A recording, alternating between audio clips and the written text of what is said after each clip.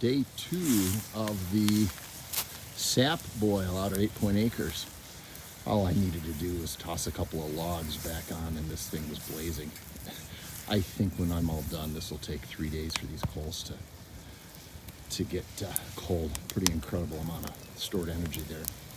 If we look close, I've got my handmade knife. I took a leaf spring that I found in the woods and I fashioned a knife blank and sharpened it a bit. It's in its raw condition, and my intention is to heat treat. And the way you know if it's hot enough in the heat treat is when it loses magnetism. So I brought a magnet. We'll pull this out and see, after it's been on there for a while, if it got hard enough. Kind of a fun project, kind of a multitasking with the big fire. I also picked up 12 more gallons of sap.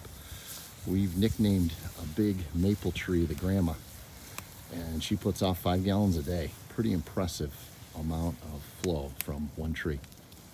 So all the sap is in. Now we're at the last stage of bringing this down. I've got about 10 gallons in there. I want to get it down to about 2. And that shouldn't take all that long. So another fun day out here. Had the knife in the fire for about 30-40 minutes. I did in fact quench it.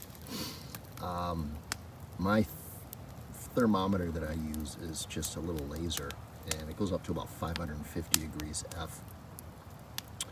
At this point, even after this has been quenched for 5 minutes, the edge that's not in the oil, that still reads off the scale. I don't think I got it to 12 or 1400 degrees.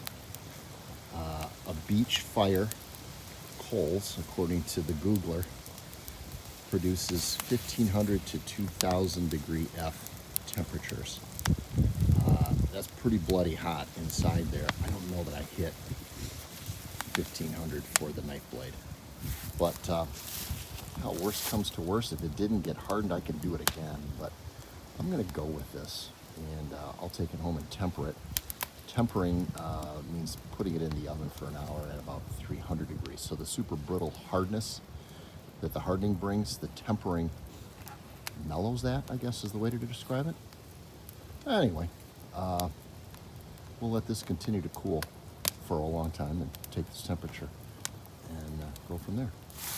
Getting close on the syrup. I don't know, I've probably got about 5 gallons in there. I want to get it down to about 2. So we'll let this continue to rumble along, maybe another half hour, and let the fire come down and put it in the pot. Now we're going to empty this out. Sprinkling into the can, got all the heat up from under the cooker.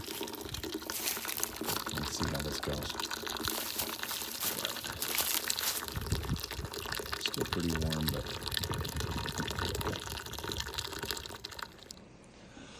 got the sap home, and the final cook takes place.